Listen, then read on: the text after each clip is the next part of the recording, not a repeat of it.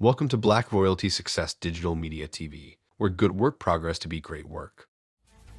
A gold nugget worth more than 80 grand disappeared from a coin expo in Long Beach. Security video captured a clear image of the suspect. Fox 11's Susan Harrisuna live from Long Beach to explain why this nugget is worth more than just its weight in gold. Susan. Yes, Marla and Alex, there is a $10,000 reward that's being offered by the Utah coin dealer that lost that gold nugget. And as you say, this is no ordinary gold nugget. This is a fairly good-sized one, and it dates back the discovery in California's gold rush. The nugget that we lost was here, closer to the opening where the key is. A nugget slightly smaller than this one. Price tag $82,000. Now take a look at this man. This photo comes from security video from the coin show at the Long Beach Expo. He's trying locks, look to see who's watching. Bob Campbell is a coin dealer out of Utah. The nugget was displayed in a case like this one, but a slight defect allowed the thief to gain access. You'll see the man at the top of the screen. He seems to be pressing on the display case. Then about 30 seconds later, he pockets the nugget. As he walks away, he looks back once to see if anyone noticed his crime. It was 27 ounces of gold that was in it. This one, for example, here has 22 net ounces of gold. Campbell claims this is the biggest loss he's ever suffered at a coin show, but it's not the gold that makes this nugget so valuable. This one was found during California's gold rush in a creek about 50 miles from the Oregon border. Almost all of them are melted.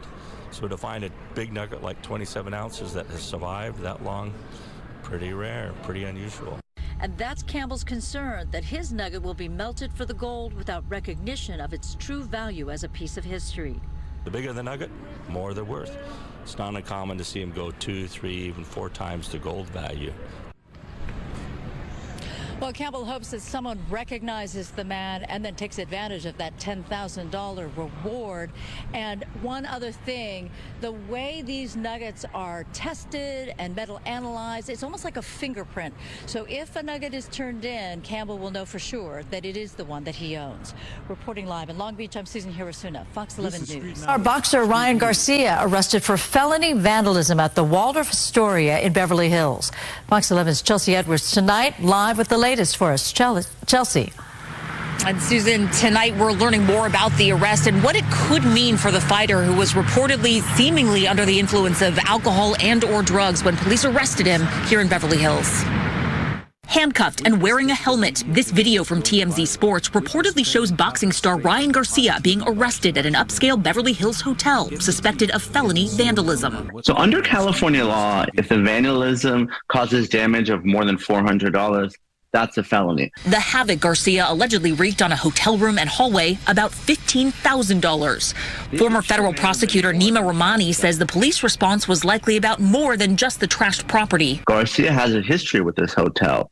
He was the subject of a phone call to law enforcement just Wednesday of last week where a family member was concerned about his well-being.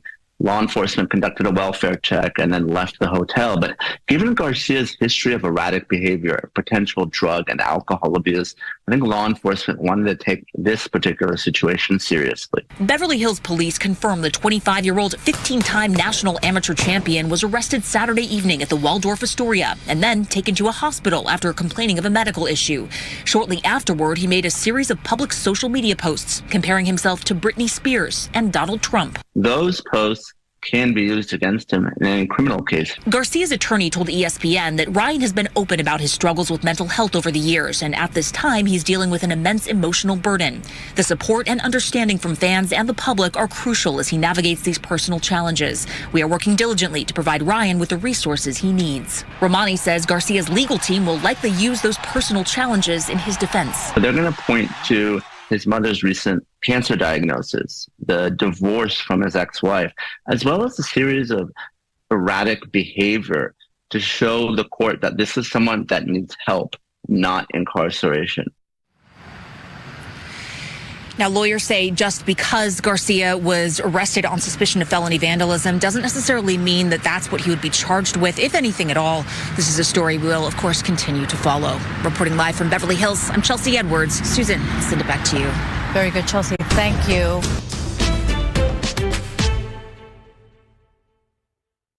This is Street Knowledge.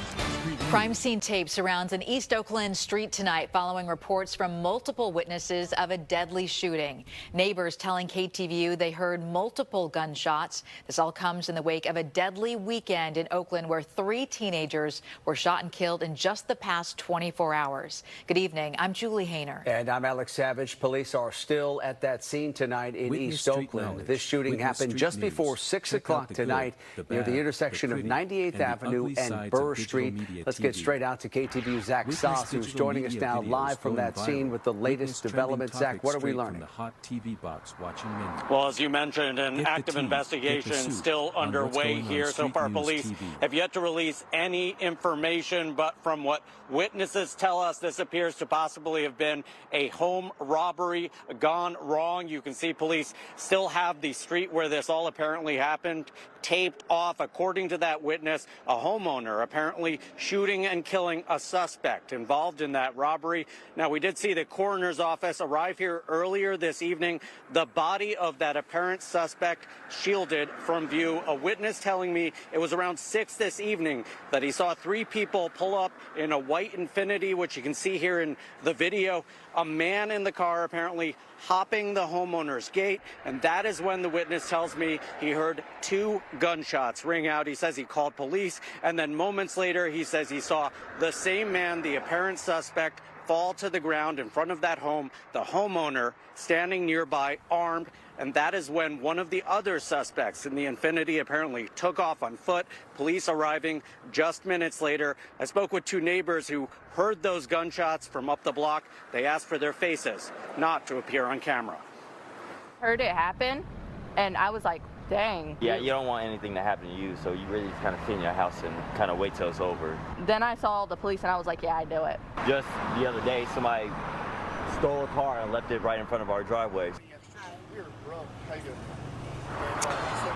So again, one person apparently dead from gunshot wounds, and according to witness accounts, involved in an apparent home robbery. Again, we have reached out to police, and we'll update you when we hear back. KTVU's Zach Sauce live from the scene tonight. Zach, thank you. Thank you for watching our digital media, and thank you for your support.